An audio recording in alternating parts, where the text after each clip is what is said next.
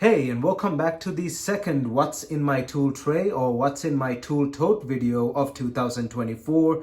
I'll call this one the mid 2024 update because I did that video in around late January and I think it was about January 28th or something like that. And if you haven't already watched that video, you can go ahead and watch that to have some context to what has changed since then.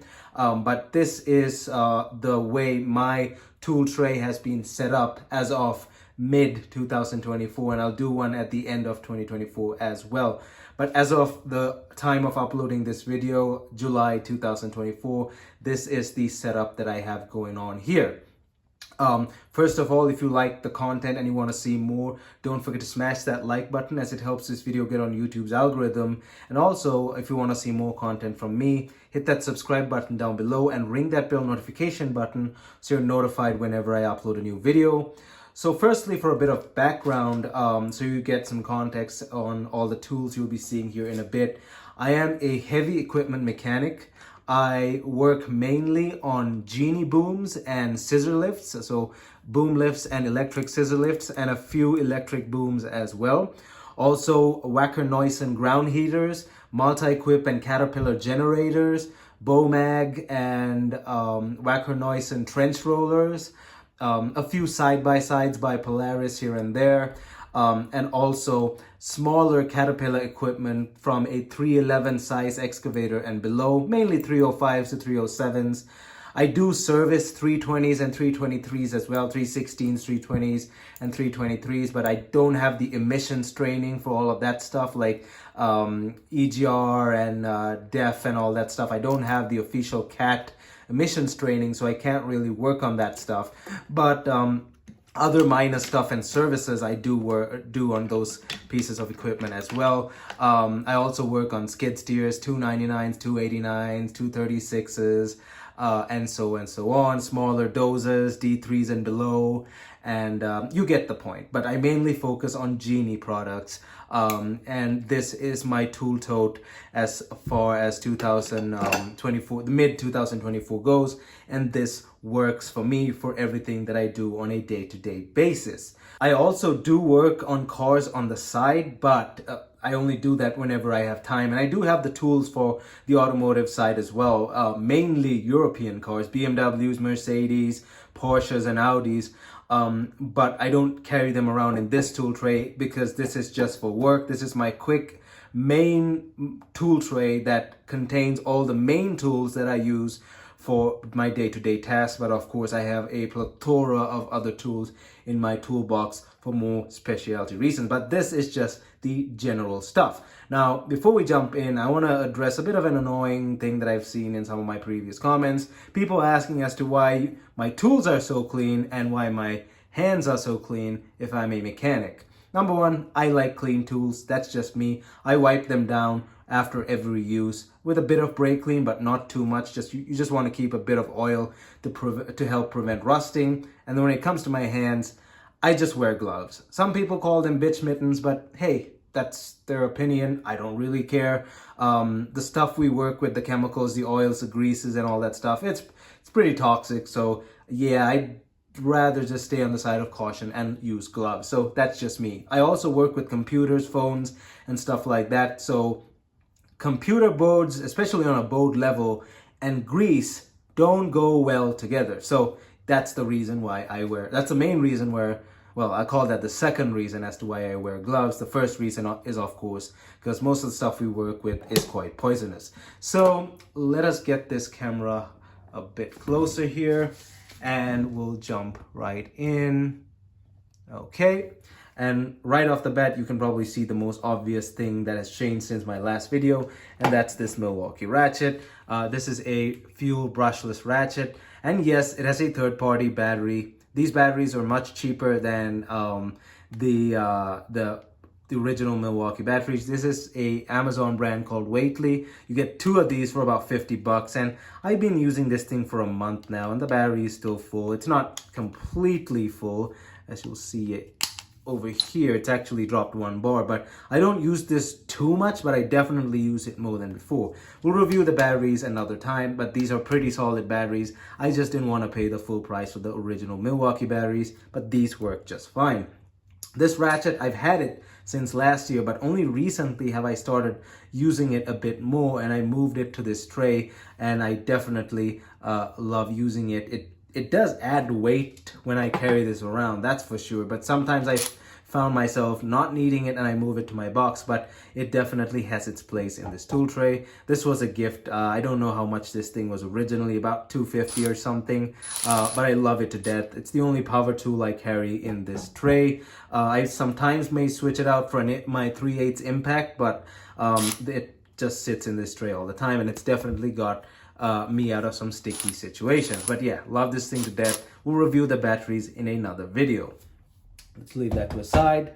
The next main change, as you can see here, are these Craftsman ratcheting wrenches. Of course, they're not the offset, and they are not flex head. I paid full price for these things from Lowe's. I think it was like $75 or something. This is the metric set in 11 pieces, and a really good upgrade from that crappy Pittsburgh set that I had earlier.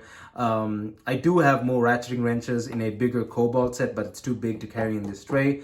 But this, just because it folds like that, just makes it so compact. And I thought, you know, I must have that when I saw it, and I bought them. They definitely have been very useful. But yeah, these you can find them from Lowe's. Up next are pliers, and now I've said before, and I'll say it again, you don't need tool truck brands to do your job. There are tool wants and there are tool needs. You start off with tool needs. You need tools to get your job done, and you don't need Snap-on, Matco, Mac, Cornwell right off the bat. But once you can afford them, ideally in full price, there are some tools from Snap-on and these bigger brands that do make a bit of a difference. But still, you can get your job done with the cheaper stuff, but it's nice to have stuff like this. And this is definitely a pair of pliers that I had to get off Snap-on once we got a Snap-on dealer, because we didn't have one before, but finally we do. This is the Snap-on HLI or I think it's the HL138 ACP, aka the high leverage pliers.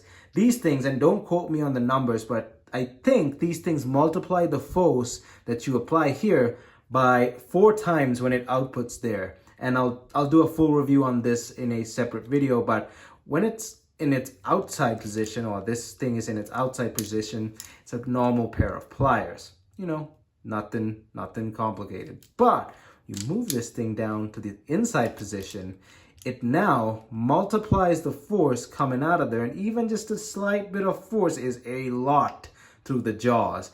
And I believe it's 4 times the force. So if you put 5 pounds here, 20 pounds is coming out on the jaws. But don't quote me on it. You can Google it and verify. But yeah, these have definitely come in handy. I've used them a few times since I got them, and I really like them.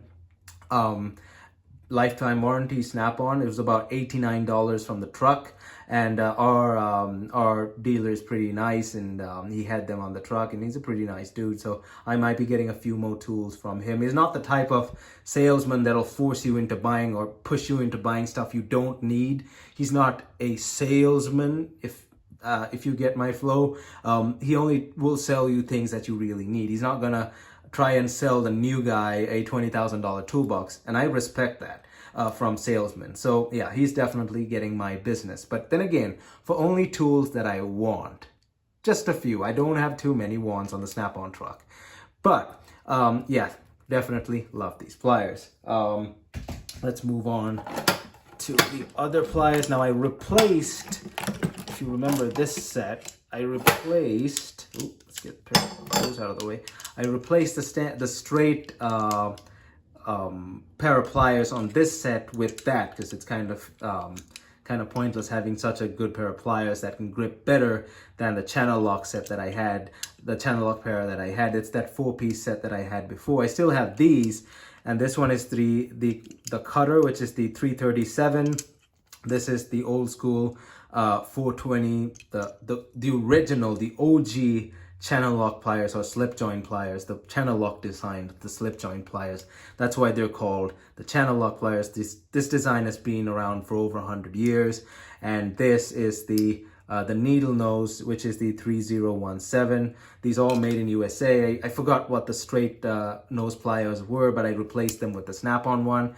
I may replace this with the TikTok snap-on pliers, the penny pinchers, but I've never really used them that much, but I might just upgrade, put this in my box. But don't get me wrong, these are really good tools. I might actually still keep this one because it's a really good cutter.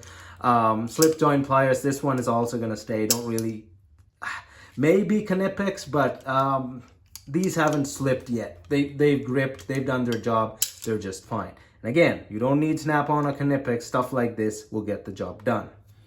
Let's put it to the side here. Wire strippers. I still have the same off-brand $6 eBay thing that I had since before. That's just because I have so many wire strippers. I have a Mac Auto, the auto wire strippers. I have a snap-on one like this.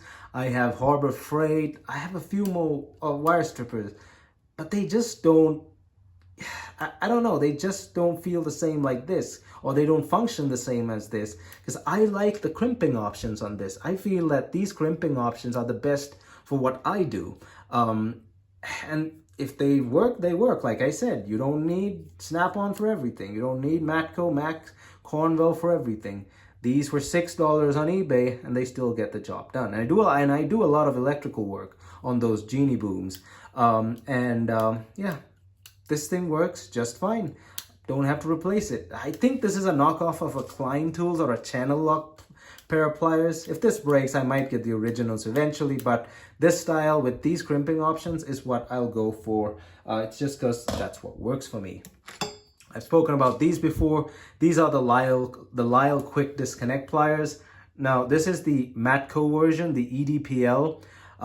For some time, it was cheaper to get them from Matco at $37 than buy them online, than buy the original Lyle version, because the Lyle ones were hot and everybody wanted them. So they were like $60 or $70 on eBay, and you couldn't get them from anywhere else. They were out of stock on Amazon, so they were they had inflated in price on eBay and elsewhere. So it was actually cheaper to get them from Matco at $37. I have another pair because I like these so much. I have another pair straight from Lyle, which I got from O'Reilly's, who sells it for $27. But the original price from Lyle on Amazon now, I think, is back to $25, which is the retail price.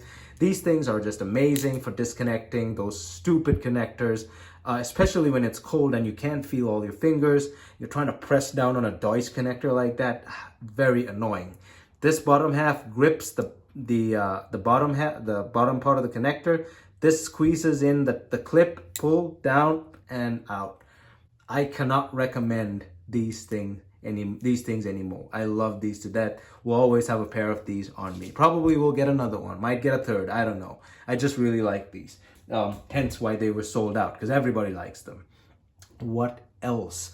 Pry bars. Still the same channel lock one that I've had. It's a set of 3. I forgot what part number was. It was written here. It's kind of faded away. P112 or something like that. Can't remember. It was from a set of 3. I don't use pry bars all that much, and when I do, it's this one. And as you can see, I definitely have used it quite a bit. The other sizes I almost never use. I had to use one of my coworkers' 58-inch Matco pry bar recently, but that was a very odd job that I barely ever do, so I don't really need bigger ones. I think in this set, this one's about, what, 10 inches or something? I don't know what size this is. There's a medium-sized one, and then there's the super big, the super large, well, not super large, but I'd say about 20 inches. I forgot the other ones, their sizes, but this is the one that sits in here. I still haven't had to grind down the tip. It works perfectly fine. I like hard handles, so I may never upgrade. I actually bought a pair of Mac pry bars, about slightly smaller than this, with the comfort grip and all of that. Really nice Mac pry bars, because they were on sale, because our Mac dealer was actually leaving the business and he was doing like this big sale. I kind of just bought them out of impulse, but I don't really use them that much, and I like the the hard handle better than the soft grip. That's just me. Yeah, channel lock, made in USA. I love the brand. I love this color. So yeah, this will sit in my toolbox until it breaks, which is highly unlikely, because I really don't put too much force on it. So let's see what's next. Let's get the easy stuff out of the way. Screwdrivers. Okay, Duratech, this set of 12, I think. Don't quote me on that, off Amazon. Comes with the magnetizer / demagnetizer as well. The ones I carry in this are a simple Phillips, which I think is the size that fits all, and what works for me, by the way. PH2, and of course a flat, which is the 3/16. These are the ones that I felt that I used the most, so I just carry them on here. I mainly use my bit driver with those bits over there, and we'll talk about those in a bit, but it's nice to have 2 screwdrivers as well. These 2 sizes. I don't think I'll ever need higher end screwdrivers. These work just fine for me. The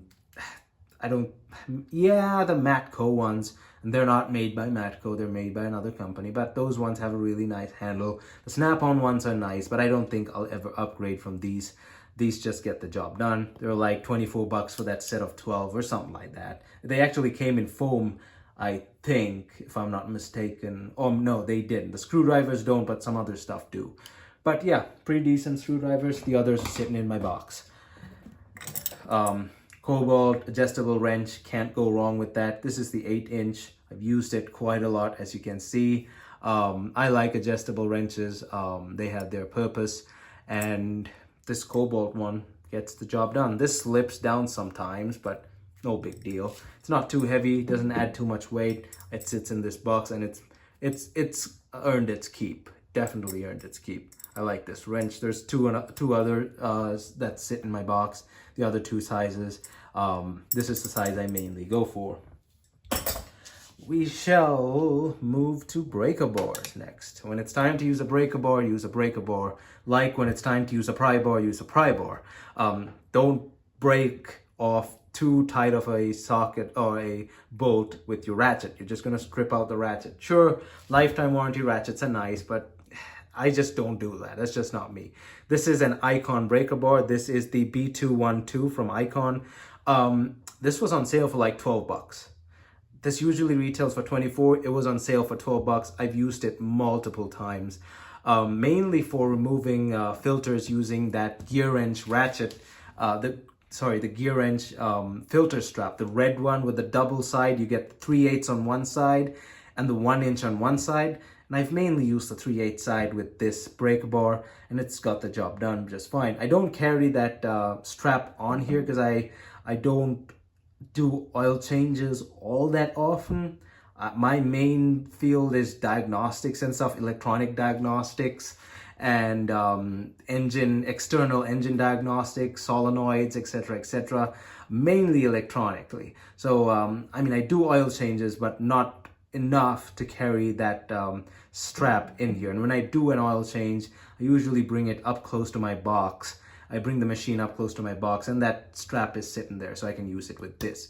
Or if the filter is really stubborn, I'll use that big 1-inch ratchet in there. And if it's even more stubborn, then comes the 20-inch 1-inch breaker bar. So yeah, we'll move on to ratchets. Or wait, we forgot a little plier here, as a matter of fact. This is the Mac P301704 Golf. This was bought for the sole purpose of clipping zip ties. Sometimes, especially on those genie booms and some of the ground heaters, those plastic wire looms will be covering a bundle of wires. And if you use a straight cutter, there's a chance you'll cut the wire loom and actually a wire on the other side. You might nick them. So with this, what I do is I just cut the heads off. Makes it easier, especially when you only have one hand and you're in a dumb space, you're in an odd space like that. You just need to cut the head off the zip tie. Those things use a lot of zip ties, and this thing's sole purpose is for cutting zip ties. That's the only reason I bought it, to cut the heads off zip ties so that I don't nick wires. Pretty good for its job. Pretty good amount of leverage as well. Pretty compact and tiny, just sits there in the corner. Pretty nice stuff. We'll talk about bits now. So this is a I think a $15 Craftsman set from Lowe's. The main reason I bought this is because of the box. I love this compact box. It sits in the side there. Really love it. I've used a lot of these bits, especially this long one and a few others as well. I might upgrade the bits in the future to a to the Wera set or the Hazette set. Wera and Hazette make pretty good bits. Obviously better than Craftsman, but I've never stripped out any of these Craftsman bits. I'll use them, and whenever I feel like, I'll buy the Wera or Hazette bits. But until then, I'll stick with these. But I'll definitely keep the case if I'm replacing the bits, because the main reason I bought this is for the case, because it fits nicely and snug in the corner there. It doesn't take too much space, and yeah, pretty compact, not too heavy, doesn't take much space. Security bits. Very common on some Genie booms, especially on the back end of some solenoid valves. These things are a lifesaver. I bought this set from Harbor Freight for like $7 for just this bit. Now, one's gone missing from the security Phillips, but I know where that is. It's sitting in my box, but I keep forgetting to put it back. But I got this for $7 for exactly this security hex, this one here. Because I've seen security Torx, and I have a set over there. But security hex, I hadn't seen at the time in years, and I was surprised by it. I'm like, what is it doing on a piece of heavy equipment? That's quite uncommon. But instead of going on the Mack truck, which was coming that day, and paying like $20 just for one bit, I just went to Harbor Freight after work because there was no rush. And I bought this for like $7, and I got this little carrying case like thing. It's pretty nice. You can actually I'm thinking of taking off the ones I don't use and putting ones that I actually use from my other set that I have in my toolbox, to have a more wide variety of bits. But yeah, pretty nice stuff. It's held up well. $7 from Harbor Freight, you can't go wrong. And none of them have broken. They're actually pretty solid. So good stuff from Harbor Freight. Now let us move on to ratchets, and let's talk about my go-to ratchet here. This is a Mac Tools XR1390 LFPA. Again, XR1390 LFPA, the 90 standing for 90 teeth. This is a locking flex head ratchet. I don't know how long it is, but it's my go-to ratchet. I got this thing for about $120 on sale because, like I said, my Mac dealer was leaving the business. These things retail for about $174. He dropped it to $120, and that was a deal I couldn't pass up on. It's a pretty nice ratchet. A soft grip or comfort grip. I didn't have too many comfort grips at the time. I just had that crescent ratchet that you saw in the previous video. But yeah, I saw this for that price and I was like, you know what, I might as well get it. Pretty nice ratchet, feels nice, sounds nice. I like the locking flex head. I do like Matco's locking mechanism, that half moon, that spin that goes like that. You can use your thumb like that to release it and all. I do like that a bit better, but that's a bit more fragile than this. And this button, you had to hold it like that. You can't really just flick it, but I like that it's more satisfying as well. Pretty nice ratchet, my go-to ratchet for everything. And yeah, love it. For the price, for about $120, can't beat that. Now let's go to the only half-inch drive ratchet that I have here. That is this Crescent CRW14. There you go. Same one I had from before. I don't really have the use for ratchets, half-inch drive ratchets, because all my sockets, as you can see up here, are 3/8 drive, and even the ratchet I showed you earlier, the Mac one, that's a 3/8 drive. All the other ratchets are 3/8 and 1/4 inch drive down there. This one's the only half-inch. If I do need to move to half-inch, I just use my impact. This thing is only mainly used if that breaker bar can't break a filter loose using that filter strap, the gear wrench filter strap. Then I put this on the half-inch drive end of it instead of the 3/8 drive where I usually put the breaker bar on. I put this on the half-inch drive end and turn it. If this thing can't even break it, then comes the 20-inch breaker bar. But yeah, this thing's a crescent ratchet. It's not high quality at all. It's actually pretty decent in terms of build quality, but the ratcheting mechanism is quite cheap. It sounds a bit better now because I put grease in there. I filled it with grease. I told you that last time, and it actually made it feel and sound a bit better. I like the feel of that. It's actually very heavy and hefty. It's not gonna bend or anything, and it's got a pretty nice pin running through it there. So it's definitely robust, but it's not like the ratcheting mechanism is not super high quality, but the rest of it is actually built really nice. And then a ratchet like this will last you a long time if you take care of it. But yeah, this is my go-to 1/2-inch ratchet, one of the only 1/2-inch ratchets that I have. I've got only like 3. The other ones are what was that, a Cobalt, and I think there's a Pittsburgh one in there somewhere. Let's move a bit closer here. We have this one. This I bought off eBay for $170 because they didn't have this color on Snap-on's website. Now, this color is not showing up as to what it really is on camera. It's actually a teal color from Snap-on. I'll try and get a picture of that color and put it up there. But yeah, it's not showing up on camera. It shows up as a lighter blue on camera, but it's actually a teal that I really like. It's like a greenish teal-ish color.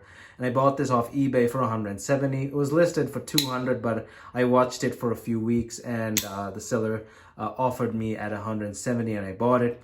This is the Snap-on FHD 80MP, made in USA. Let's do that again. FHD 80MP. MP standing for multi-position, 80 standing for 80 teeth. Multi-position as in indexing. So this ratchet indexes entirely like that, completely 360 degrees. And I haven't used it all that much. I just thought it was quite unique and I bought it.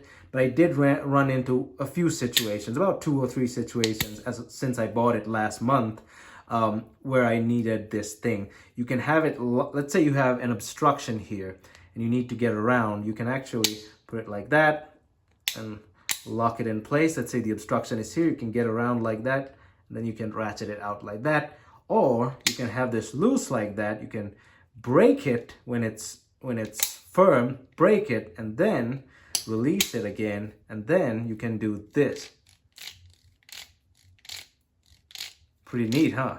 Yeah, so I'm pretty sure I'll run into more reasons to use this ratchet. Harbor Freight has one for like $15, which also has this indexing head. So if you don't want to spend the full price from Snap-on, you can definitely get it from Harbor Freight and see if you like that. Of course, it's going to be a completely different quality, but you can see if you might need it for that said function. Snap-on still sells them on their website, but this color they didn't have at the time. That's why I bought it off eBay.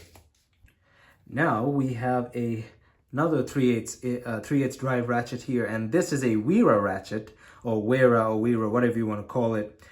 8000B is the model number, and this thing is a German brand, but it's made in the Czech Republic or something like that.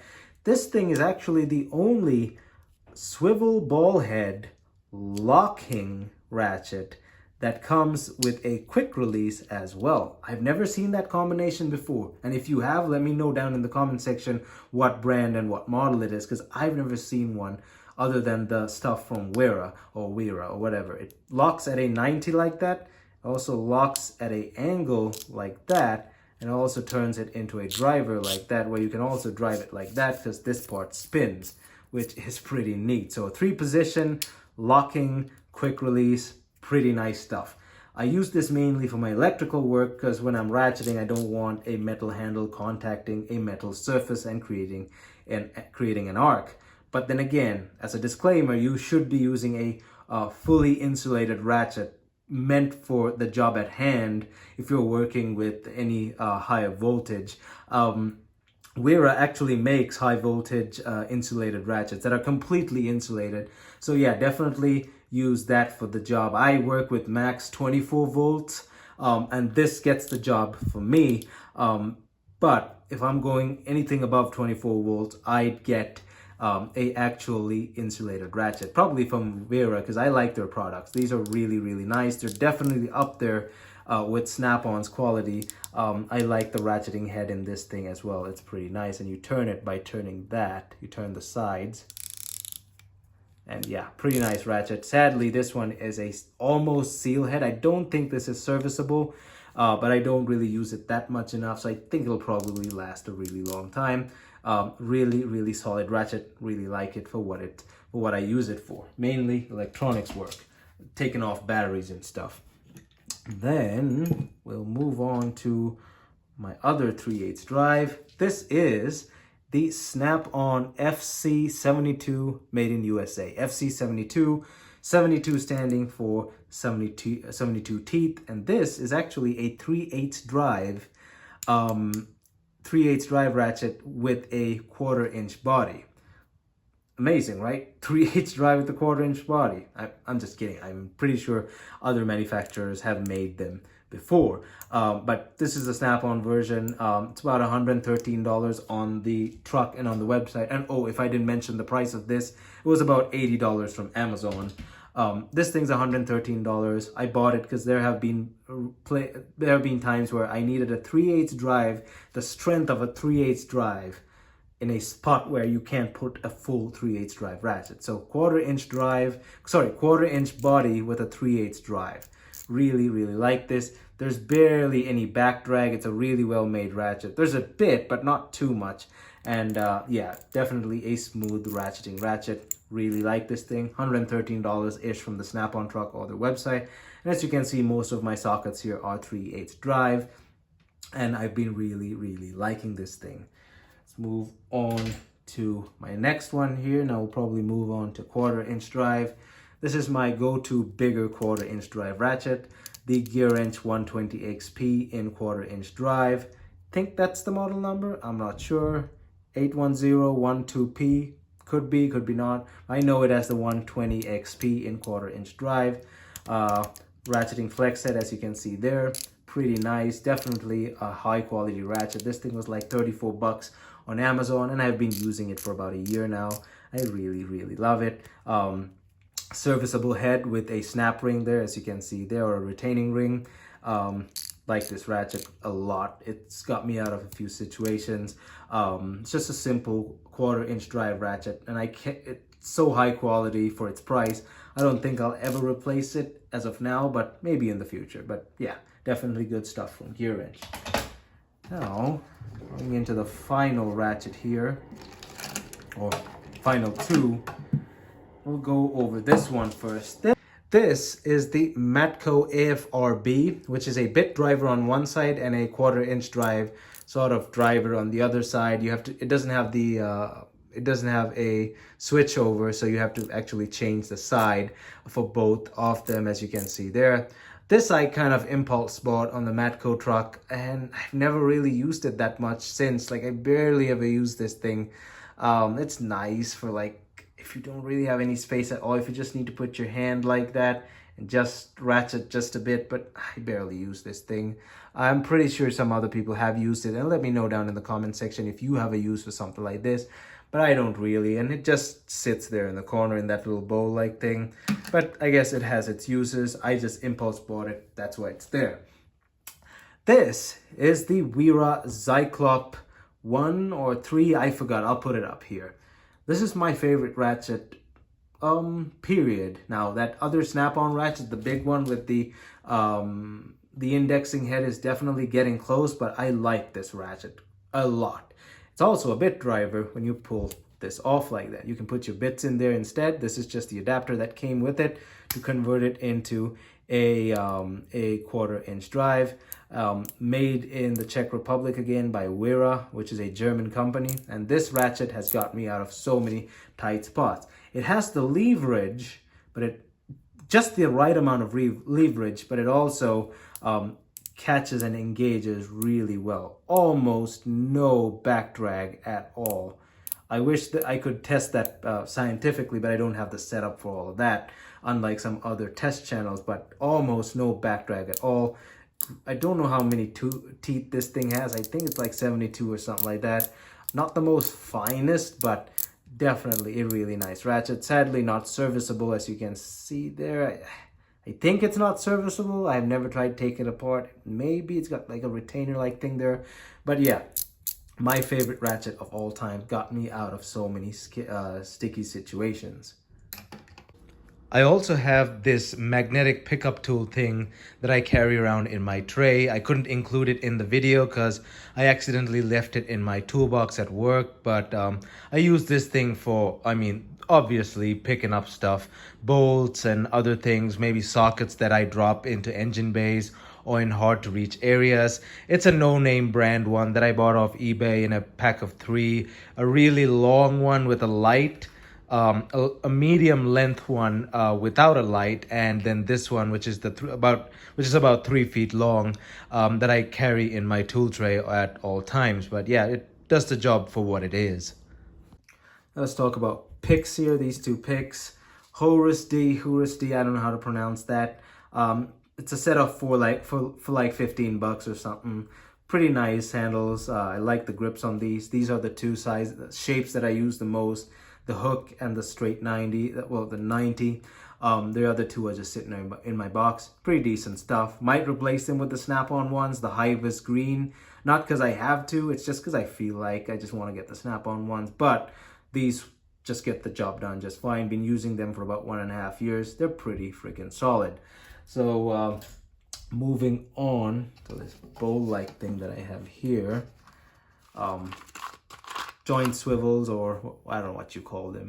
I have 2 of them in here. They're pretty decent. This one's shot, but the fact that it's shot makes it easier to get in some places when I need be. And you got the 1/4-inch drive as well. So you got the 1/4, the 3/8, and the 1-inch drive. These 2 are quite interesting. These were at Harbor Freight, and they are a Vim Tools ripoff. These are adapters for wrenches. You can put these in the back of a ratcheting wrench, a 1/2-inch drive that goes into a 3/4 ratcheting wrench, and a 3/8 drive that goes into a 9/16 ratcheting wrench. So you put it in the back of a wrench, or it would make sense to put it into a socket. Let me see if I can get, I don't have metric, I don't have SAE wrenches here on me right now, but the idea is that you put it through here. This is a 15 mil.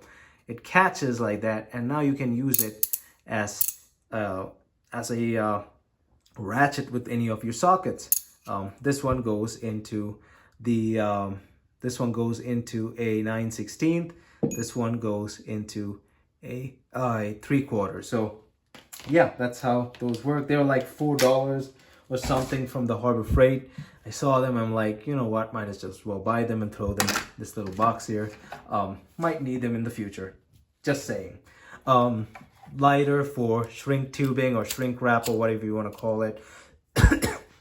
I should upgrade to a butane lighter, especially when it's windy. I have a few lighters in my box that I found all over the place.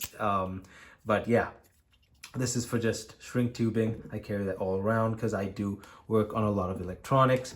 Let us see if there's anything else down there. Nope. So we have our 3 extensions. The other one's sitting over here. We'll move on to sockets and stuff. These are Capri, as seen by that C. Set of 3 was like $25 or something. It's got the wobble head, and that definitely comes in handy for just the slight movement that you need. As you can see, that wobble definitely helps getting around things. So it's got the slight wobble head there. We got the 12-inch, we got the 3-inch and the 6-inch. Pretty good stuff. Impact rated CRMO. These aren't like these aren't chrome painted black. These are actually CRMO for about 24 bucks. Really good stuff. I did get rid of that extra Torx set, and instead I have, oh no, let's actually go from here. These are my main go-to sockets. These are Capri as well, as you can see here. 22 to 8, no skips. This set was like $34 or something on Amazon. Semi-deep, pretty decent sockets. I like them. I use them a lot. They work just fine. CRMO impact rated, and yeah, they work for me. Then we have actually here, these are Pittsburgh hex bits. These go from a, let's see here, this is a 532 until 3/8 over there, and these are 3/8 drive. These are all 1/4-inch drive. This is that ultra cheap set from Harbor Freight. It's like $7 for all the sizes from 4 until 13 on metric, and then all the sizes, the equivalent sizes on SAE, a few adapters, and a very cheap ratchet, all for like $7. Can't go wrong with these. I put these on an impact before. They haven't exploded. They're very thin walled, so they're great for getting into places where a thin wall socket is needed. And they're built pretty well for $7. I don't know how they do it, but it works just fine. Then we have the adapters and the Torxes over here. There's one adapter sitting over there, if you saw that earlier. That's from this set. This is a Lexavon CRMO set. We got 1/4 to 3/8.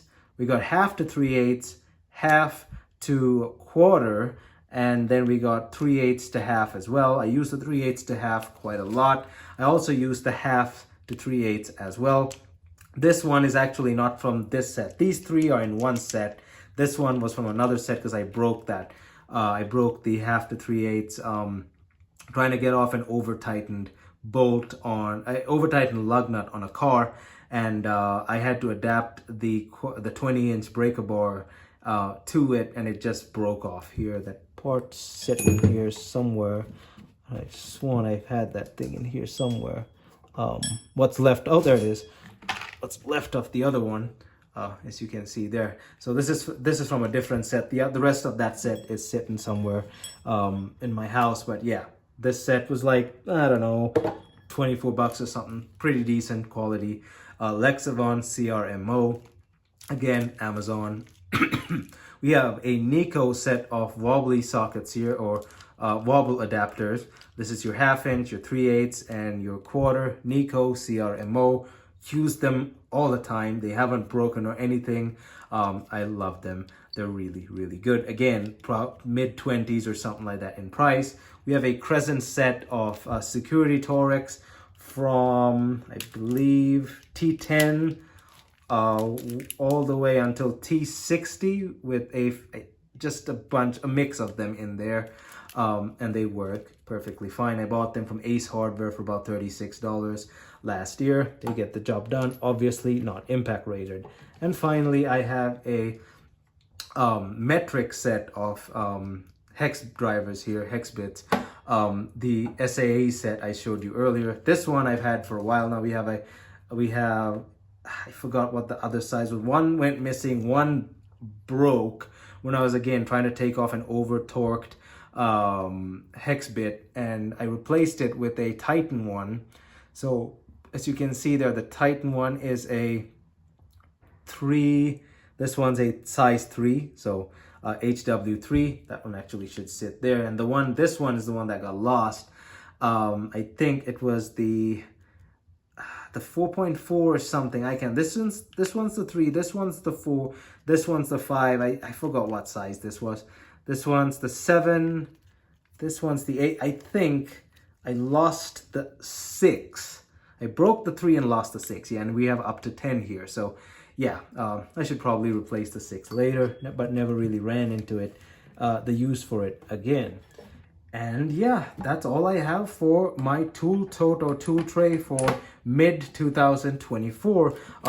I hope you enjoyed this video, and let me know down in the comment section what you guys think of all the stuff I have, and what you have in your tool trays or tool totes as well. If there's anything similar or something that you may want to suggest, some better options or whatever, I'm open to all suggestions. Let me know down in the comment section below. And if you honestly like this video, don't forget to give it a big thumbs up on the like button down below. Helps this channel grow and helps this video get on YouTube's algorithm.